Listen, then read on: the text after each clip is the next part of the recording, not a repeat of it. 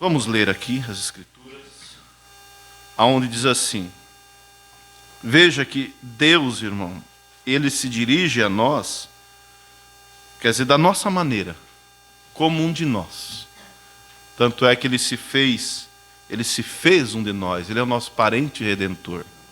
Ele se fez homem, né, para poder tomar o nosso lugar. Olha o que Ele diz assim: as vossas palavras foram agressivas para mim, diz o Senhor.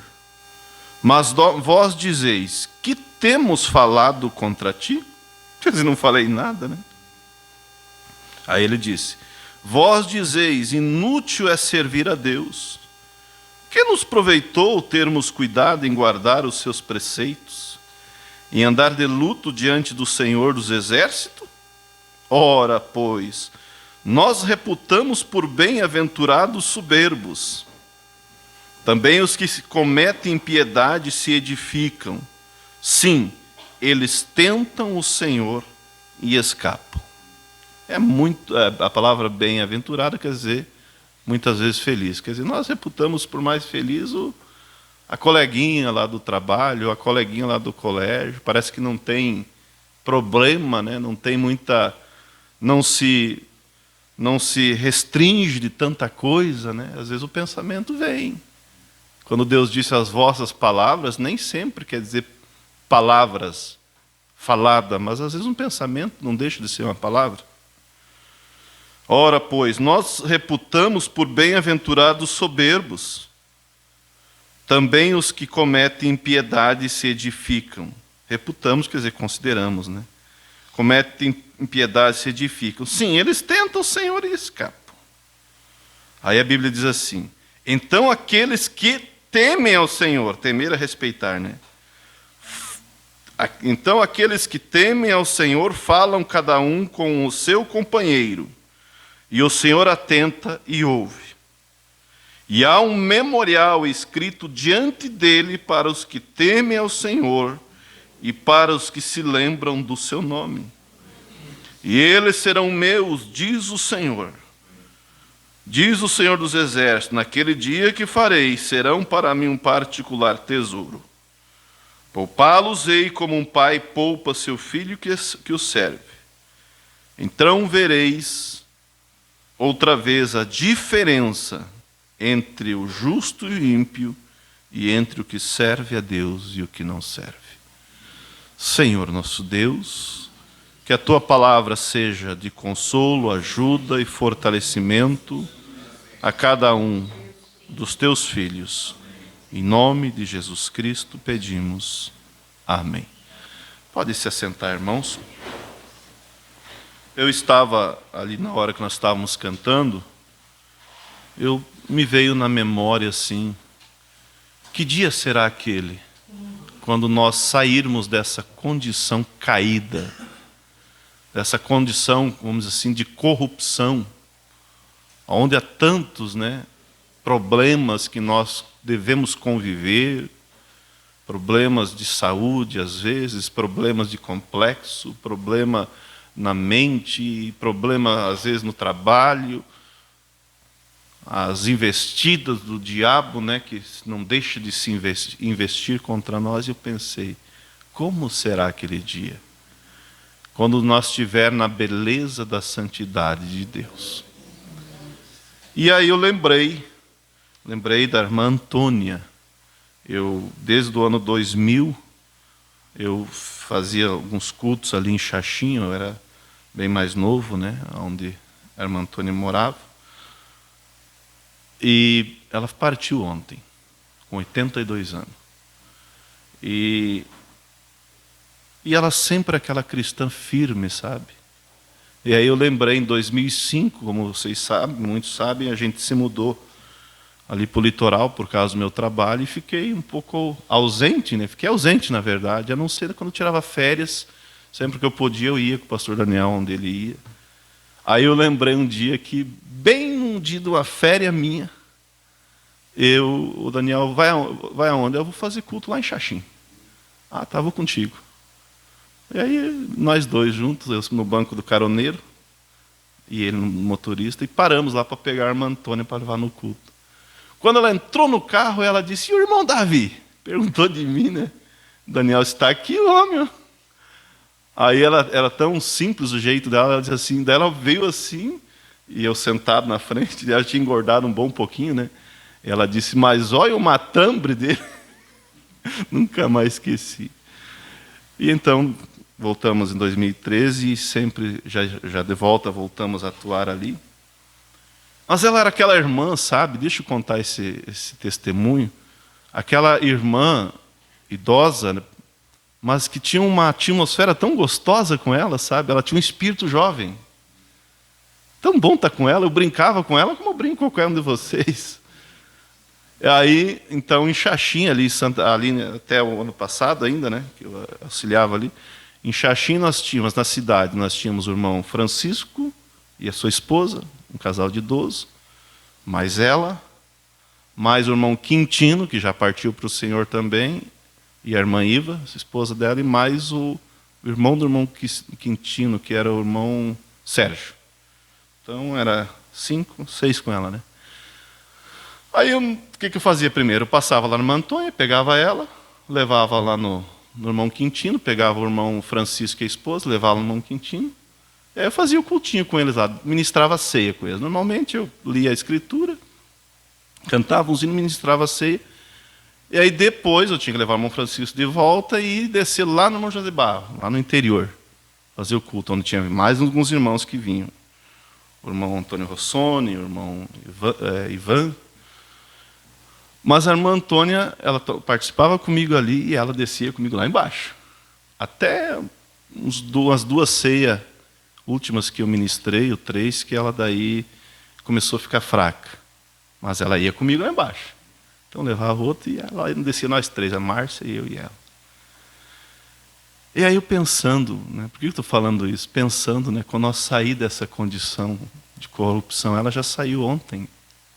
Ela já está na glória, né? Mas foi uma pessoa que deixou uma boa lembrança. E eu sempre digo, quando você partir primeiro que eu, se você partir primeiro que eu, avisa que eu vou chegar lá. E ela já chegou lá. E eu penso que ela estava me esperando. Né? Quando eu estava em Joinville, o Criciúma, nessa época, ela lembrou de mim e perguntou, eu estava ali, né? E, consequentemente, eu estava ali e ela está lá em cima, né? Esperando a gente, novinha em folha. E para você ver, ela morava, a casinha dela era do lado de uma igreja pentecostal, Igreja Pentecostal do Rei da Glória. Que o filho dela, o pastor Dirceu, é que administrava a igrejinha ali, cuidava. Do ladinho. Mas quando eu ia para fazer culto, eu avisava o próprio pastor Dirceu, que tem um espírito muito bom, o filho dela, vou passar aí, avisa a irmã Antônia que eu vou passar aí. Ela estava lá com o diziminho dela. Não misturava as coisas, entende o que quer dizer?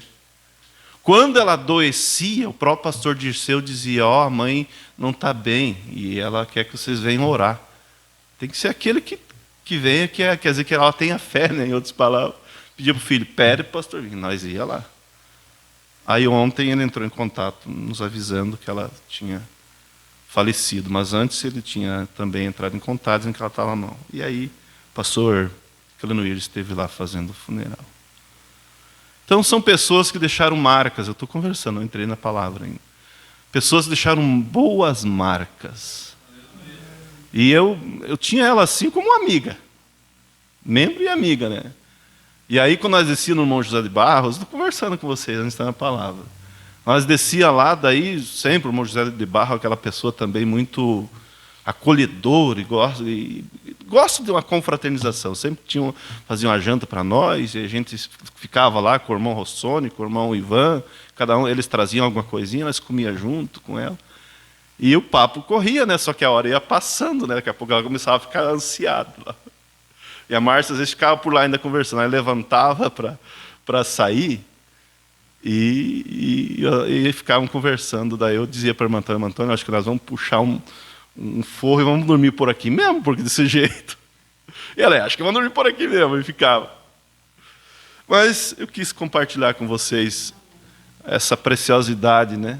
mais de 30 anos de ministério, de mensagem, né? Quando ela veio ali para Xaxim, muito tempo atrás já era, e que partiu com o Senhor, está nos esperando lá do outro lado.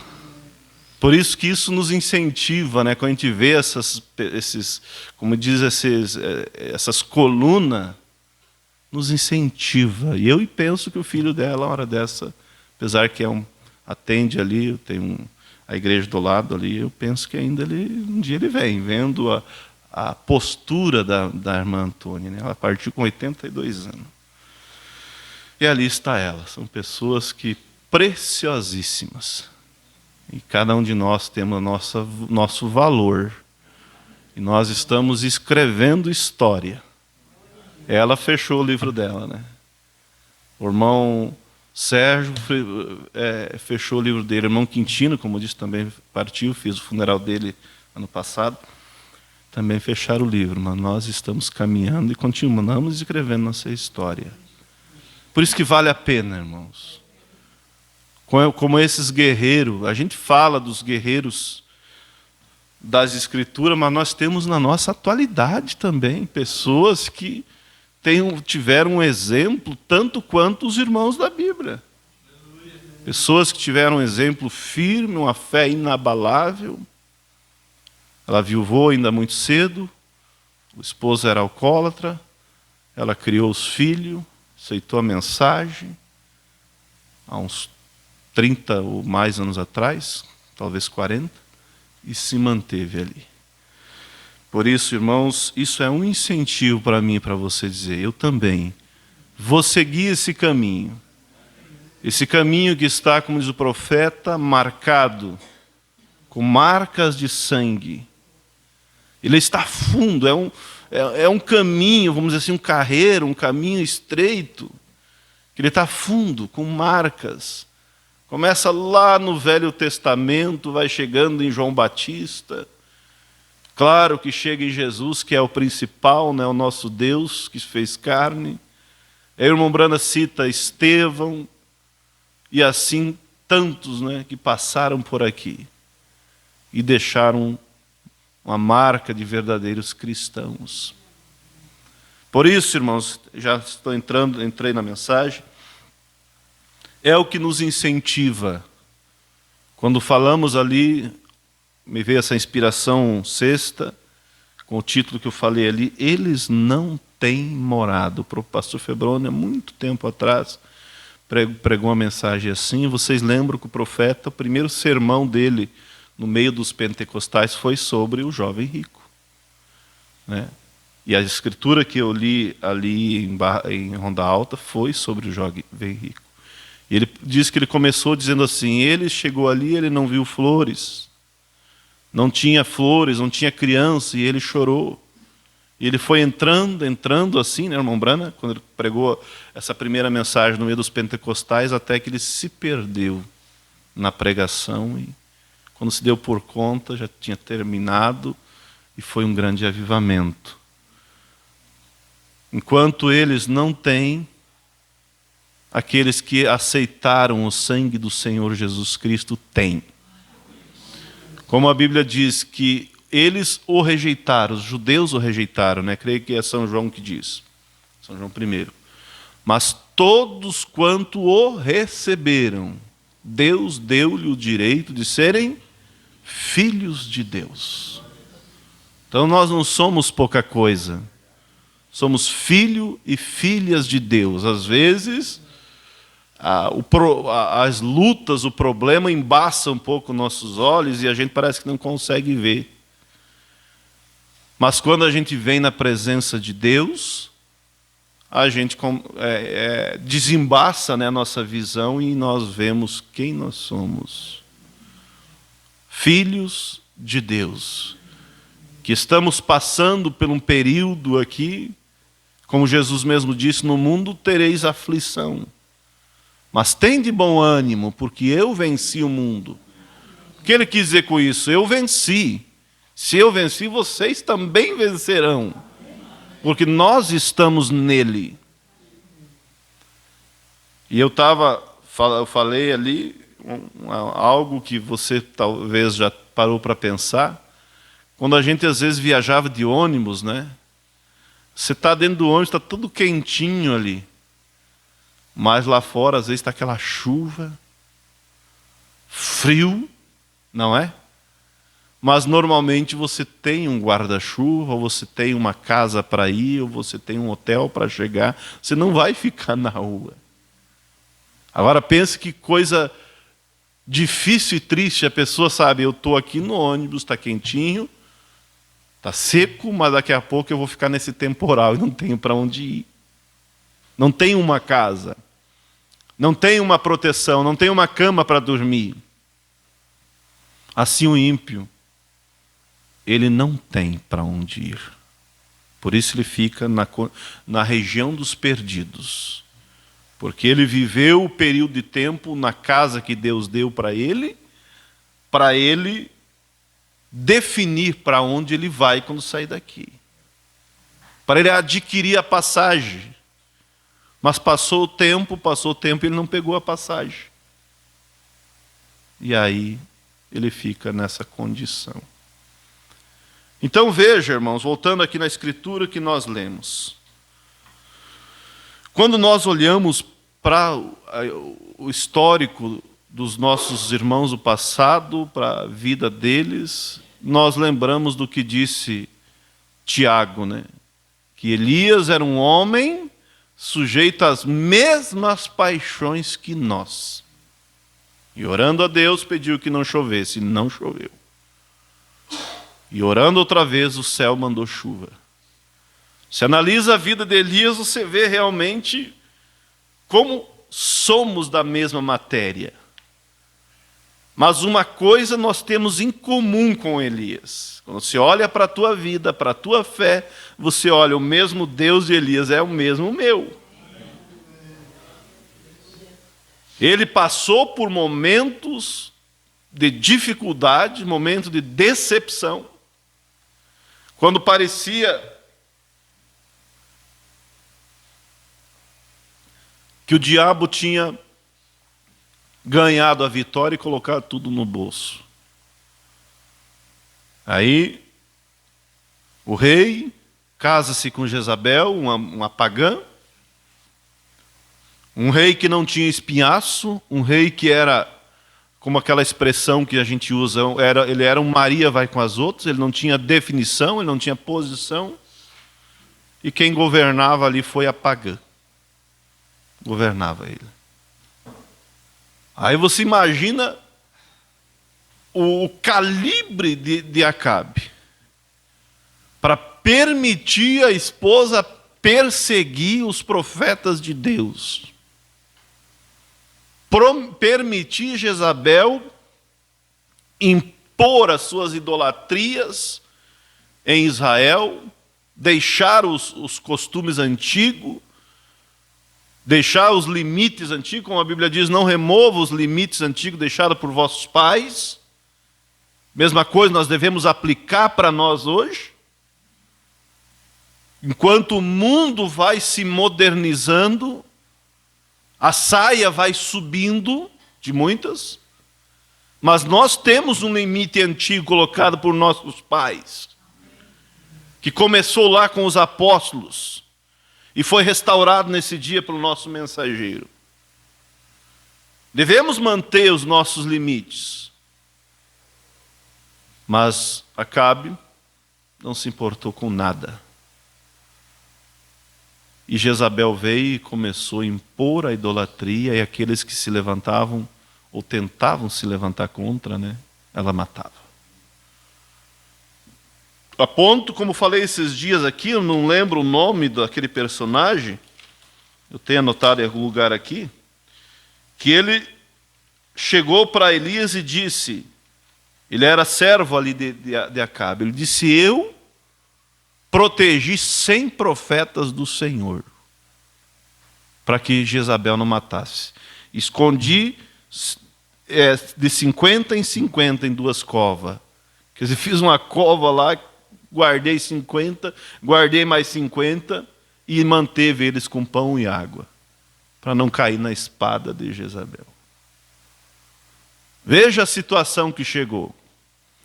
Ele tinha que, esse servo de Acabe, ele, como era temente ao Deus verdadeiro, ele tinha que trabalhar de forma, vamos dizer assim, escondida para poder proteger ela, porque senão caía na mão de Jezabel e a espada pegava. E Elias, convivendo com tudo isso, vendo, quer dizer, o mal reinando, ele se decepcionou a tal forma que quando ele convocou os profetas de Baal, né, que eram os profetas lá de Jezabel, vamos dizer assim, para um enfrentamento no Monte Carmelo. Quando ele disse, pensa você, chegar para a igreja e dizer, porque Israel era a igreja, hoje é individual, dizer, até quando vocês vão cochear entre dois pensamentos? Quer dizer, a coisa está bagunçada aí. Mas vamos fazer o seguinte, vamos pôr aqui vamos fazer um teste, em outras palavras, para definir quem é Deus. Se Baal, o Deus aí de Jezabel, é Deus, sirva a ele. Mas se o Senhor, quer dizer, a quem eu defendo é Deus, então sirva ao Senhor. O povo, como estava sem saber, já não sabia mais, a religião do rei de Jezabel é verdadeira ou do profeta Elias? Ou dos demais profetas, né, que tinham sido mortos. E eles concordaram, né, acharam boa essa prova, né? E aí vocês sabem, não vou entrar em detalhes. Ele convocou os profetas de Baal no monte e disse, olha, vamos fazer o seguinte então. Cada um de nós vai ter um cordeiro. Um altar, vocês pegam para vocês, eu pego para mim. Vamos fazer o altar, vamos ajeitar as pedras, colocar a lenha, colocar o cordeiro em cima. Mas tem uma coisa, não coloca fogo. Porque o Deus que for realmente Deus irá responder. Opa, ali foi realmente uma maneira de se mostrar quem estava só de... Porque falar é fácil. Falar teorias, isso, e a Baal faz mais isso, Baal faz mais aquilo, e Baal faz tal sinal, e Baal profetiza. Eles profetizavam. Mas agora vamos ver na hora vamos dizer assim, na hora do teste. E aí, pode ser vocês primeiro. Vocês são em muitos. E os 400 ali começaram a rogar, a pedir, começaram a se autoflagelar, né, para ver se Baal tinha dó. E a Bíblia diz que eles chegaram a profetizar. O que será que eles profetizaram? Eu penso que profetizaram, vai vir fogo. Assim diz Baal, vai vir fogo. Quero ver se vem. Não vem coisa nenhuma, porque ali estava em teste, em prova o Deus verdadeiro. E aí vocês sabem, quando chegou a hora de Elias, ele disse, faz o seguinte, vamos encher o valo aqui de água, vamos encher a lenha de água, porque o que fogo não gosta? Água. E o sacrifício também. Para que não fique um ponto de interrogação. Aí, fazendo isso, Elias sabia que Deus não precisava de algo favorável para responder. Deus responde, porque Ele é o Deus do infinito. Para não ter alguém que dissesse, Elias, você fez primeiro, deixou primeiro os de Baal fazer o sacrifício, estava mais fresco o sol, agora você pegou, após o meio-dia, nesse calorão aí, você fez um truque ali e pegou fogo? Não tinha jeitinho não. E ele clamou e veio o fogo. Com isso que eu e você humanamente poderia pensar. Pronto, acabou o problema, Deus é Deus, a igreja vai se restabelecer. Quem sabe Jezabel se arrepende, se converte, que nada. Quando Jezabel soube que ele matou os 400 fanfarrão de Baal, né? Ela disse: amanhã, por essas horas, você vai estar como um dos meus profetas. Eu vou te matar. Ele era homem também. Ele sentia como nós. Ele se decepcionou. Ele pensou: meu Deus, agora que Deus fez tudo isso, agora quer matar eu que fiquei sozinho? Ele pensava que estava sozinho. Mas o cristão, irmãos, embora às vezes, escutem isso, embora às vezes as nossas lentes possam estar embaçadas pela nuvem de problema, Deus ainda segue sendo Deus e fica bem ao lado nosso. Há uma grande diferença, como eu estou dizendo, entre o ímpio e o justo. E ele fugiu, deixou Geazi em algum lugar ali, e disse: eu vou embora, eu não sei mais nem para onde vou. E entrou debaixo daquele pé de zimbro, daquela árvore, e fez aquela oração: Senhor, não sou melhor do que meus pais, tira a minha vida, não quero mais viver. Mas Deus nunca é um perdedor. Como preguei, a mensagem que eu preguei no início do trabalho na região, em todos os roteiros, foi: Deus não perdeu o controle. Senhor, não quero mais ir, estou depressivo, não tenho condição, estou... quer dizer, não dá mais. Deus, ele deitou para dormir, mas Deus tinha um anjo para alimentar e o trazer a vitamina. E isto nós devemos aplicar para o nosso dia. Que muitas vezes eu posso ser um anjo de Deus para levar a vitamina para você. Você pode ser um anjo de Deus para levar a vitamina para o outro. Como? Encorajando. Levanta, vamos caminhar, eu estou contigo. Deus não te esqueceu, você tem valor perante Deus. Isso é vitamina de Deus. Deus ainda tem os anjos celestiais, sim, para nos atender, mas eu vejo a maior maneira de Deus agir através dos anjos terrenos. Como a Bíblia diz que muitos, não sabendo, hospedaram anjos. Será que é anjo celestial? Não creio. Eu creio que é anjo terreno. Quando chegar do outro lado, você vai ver: você foi um anjo para mim, eu fui um anjo para você. Eu te levei vitamina, você me deu vitamina. Eu te levei virtude, você me trouxe virtude.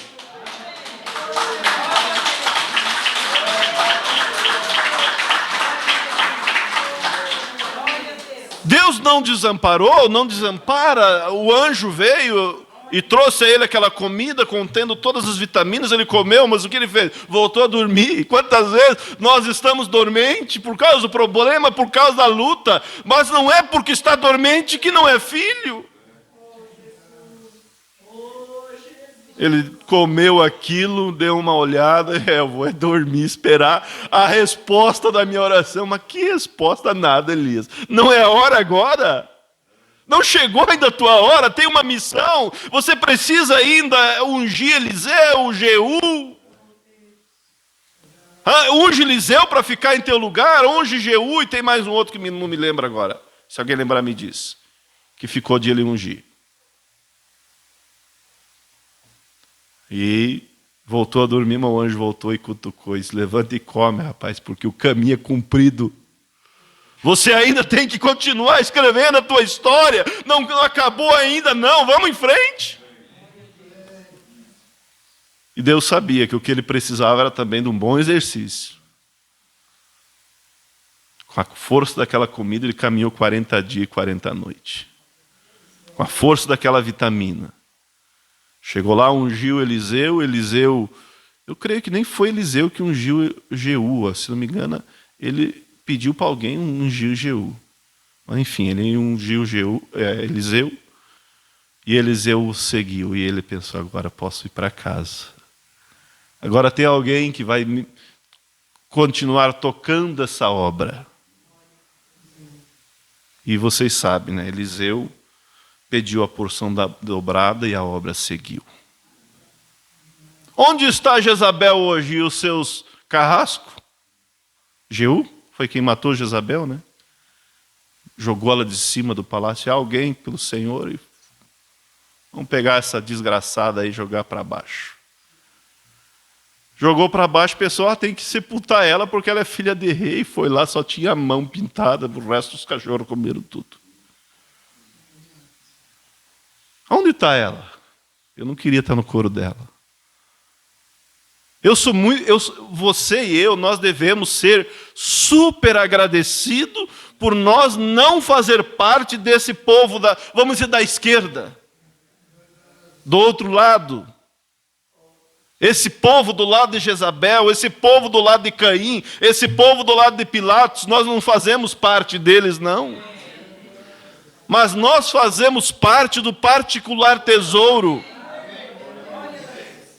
Como disse Malaquias, as palavras de vocês foram agressivas para mim. Mas o que temos falado? Vocês têm falado que é inútil me servir. Vocês têm achado mais bem-aventurado soberbo, mas vocês querem saber uma coisa sobre o que eu penso de vocês? Aquilo que diz aqui no 16. Então aqueles que temem ao Senhor, falam cada um com o seu companheiro e o Senhor atenta e ouve. Foi lá para jogar eles no inferno? Não. E o Senhor atenta e ouve. E disse, há um memorial escrito diante dele, de Deus, para os que temem o Senhor e para os que se lembram do seu nome. Quer dizer, vocês acham que tem sido inútil me servir? Tem um memorial diante de mim escrito, com o nome de cada um de vocês. Quando Elias clamou, entrou na caverna, que saiu ali do zimbro, foi para a caverna, né? E Deus disse, o que faz aqui, Elias? O que você está fazendo aí? Foi se tocar de novo. Ele disse, tenho sido extremo zeloso pelo Deus de Israel. Mas mataram os teus profetas e eu fiquei sozinho e querem tirar a minha vida. Deus disse, não, eu tenho ainda 7.000 que não têm se dobrado e beijado Baal. Você acha que está sozinho, Elias? Não, tem aí no Eliseu, está lá lavrando nas terras dele. Tem aí no Micaías por aí, que depois vai assumir o ministério dele. Tem A, B, C, eu tenho 7.000 ainda. Numa naçãozinha. Eu ainda tenho homens e mulheres que dão ouvido para a minha palavra. Ele conhece o endereço de cada um. Há um memorial escrito diante de Deus. Se fosse olhar no dia estava o quê? Elias, Eliseu, Micaías, e lá vai. Estava lá a lista. E hoje tem diante de Deus a minha lista, a lista dos nossos nomes, que por mais que estamos às vezes fracos, mas uma coisa é a seguinte, eu não dou certo para o mundo, não. Nada de jeito nenhum. No domingo aí encher a cara de cachaça, mas nem morto. Não é verdade? A gente não dá mais certo para lá. Porque Deus já entrou e colocou a marca dele no nosso coração. E se alguém ainda sente que não recebeu essa marca, aí é tempo de receber. A marca de Deus no coração. Dizer, Senhor, eu não... Como disse Pedro, né? Quando Jesus disse para eles, vocês não querem ir embora também? Pedro disse, Senhor, mas para onde eu vou ir? Para onde iremos nós? Somente de ti provém palavras de vida eterna, e nós temos crido que tu és o Cristo, o Filho de Deus vivo. Quer dizer, a coisa agora não está muito boa, porque eu não entendi a sua mensagem também. A multidão, mais de 5.000 foi embora. Os outros auxiliares foram embora, ficou só nós 12 aqui. Mas eu daqui não arredo o pé. Irmãos, será que nós podemos ser representados como Pedro, que não arredou o pé? Que diz, Senhor, para onde eu irei? Somente de ti provém palavras de vida eterna. Foi isso que firmou ele. Por isso Cristo fez para ele, Jesus fez para ele uma visita ministerial após a sua ressurreição, porque Pedro por ele mesmo dava mais conta.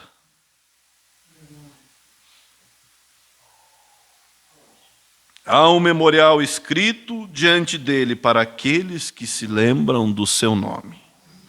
E eles serão meus, diz o Senhor dos Exércitos. Naquele dia que farei, serão para mim um particular tesouro. Poupá-los-ei como homem poupa seu filho que o serve. Então vereis a diferença entre o justo e o ímpio, e entre o que serve a Deus e o que não serve. Veja a diferença, irmãos. E como eu disse, estou terminando já. Eles eram tão homens como nós, tão mulher como você, mas havia uma Dorcas ali, que quando ela morreu, as irmãs ali sabiam que Dorcas era uma mulher virtuosa, e choravam, e aquele choro despertou o servo de Deus, Pedro, despertou os céus e chamou e trouxe a vida. Porque ela tinha um testemunho, ela tinha virtude. Olha aqui, só ler isso aqui para vocês, depois nós vamos tomar ceia. Salmo de Asaf. Muitas vezes se lê e se comenta. Ele começa dizendo assim, isso ele está dizendo depois que ele entrou no santuário. Ele não está dizendo isso na hora que ele estava sob pressão e quase cedendo.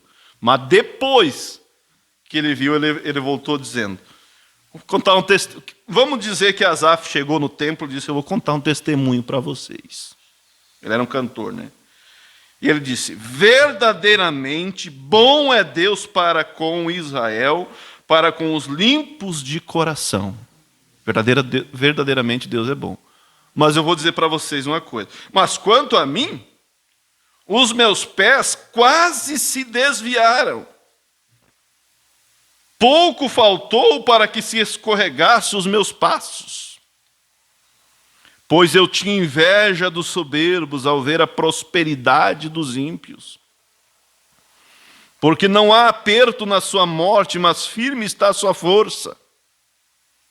Não se acham em trabalhos como outras gentes, nem são afligidos como outros homens, pelo que a soberba os cerca como um colar. Sempre tem um jeitinho, né? Mente, né? Vestem-se de violência como de um adorno. Os olhos deles estão inchados de gordura, superabundam as imaginações do seu coração. São corrompidos e tratam maliciosamente de opressão. Falam arrogantemente.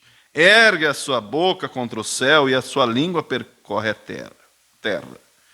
Pelo que o povo volta aqui, águas de copo cheio se lhe espremem. E dizem, como sabe Deus? Ou há conhecimento do Altíssimo? Eu lembro quando eu era bem gurizão, tinha um coitado lá que era um servo do diabo para incentivar a não seguir os caminhos de Deus. Coitado, né? Eis que estes são ímpios, e todavia estão sempre em segurança, e se lhe aumenta as riquezas. Era o que ele estava analisando, né? Na verdade, que em vão, aí ele pensou, né? Na verdade, que em vão tenho purificado o meu coração. Olha, eles não fazem nada. E estão melhor que eu? Na verdade, que em vão tenho purificado o meu coração e lavado as minhas mãos na inocência, pois todo dia tenho sido afligido e castigado cada manhã. Se eu dissesse, também falarei assim, eis que ofenderia a geração de teus filhos. Quando eu pensava em compreender isso, veja que ele tinha uma firmeza, firme mesmo, né? Porque ele estava escandalizado, mas ele disse assim, mas se eu falar assim como eles, eu vou escandalizar a geração de teus filhos. Mas, em outras palavras, a vontade era fazer como eles. Quando pensava em compreender isso, fiquei sobremodo perturbado. Até que entrei no santuário de Deus, então entendi eu o fim deles. Certamente tu o puseste em um lugar escorregadio, tu os lança em destruição. Como cai na dissolação, quase num momento ficam totalmente consumidos de terror. Como faz com um sonho o que acorda, assim, ó Senhor, quando acordares, desprezará a aparência deles. Assim o meu coração se azedou e sinto picada nos meus rins. Assim me embruteci. Ele estava tentando analisar aquilo, né? E nada sabia, era como um animal perante ti. Todavia, eu estou de contínuo contigo. Tu me seguraste pela mão direita, guiar-me-ás com teu conselho, e depois me receberás em glória. A quem tenho eu no céu senão a ti? E na terra não há quem o deseje além de ti. A minha carne e o meu coração desfalecem, mas Deus é a minha fortaleza do meu coração e a minha porção para sempre. Pois eis que os que se alongam de ti perecerão. Tu tens destruído todos aqueles que, apostatando, se desviaram de ti. Mas para mim, disse Asaf, bom é aproximar-me de Deus. Pus a minha confiança no Senhor Deus, para anunciar todas as tuas obras. Que testemunho, né, que o irmão Asaf deixou. Ele era um cantor lá no templo de Davi, né? Que testemunho para eu e você. Para nós saber que não há homens melhores ou pior que nós. Somos iguais, mas temos um Deus. E estamos do lado de quem? Como disse Asaf, para mim, como é que ele diz aqui? A minha carne e o meu coração desfalece, mas Deus é a fortaleza. Mas para mim, bom é aproximar-me de Deus. Pus a minha confiança no Senhor Deus para anunciar todas as tuas obras. E lá está hoje nosso irmão Asaf, na glória, né? Por certo, ele já ressuscitou na ressurreição de Cristo, né? Porque a Bíblia diz que muitos dos santos do passado ressuscitaram e estão lá, esperando cada um de nós. Amém? Que Deus ajude a cada um de nós. E a palavra de Deus é o nosso alimento, que nos fortalece, né? Graças a Deus. Vamos colocar de pé e vamos ler a Escritura da ceia.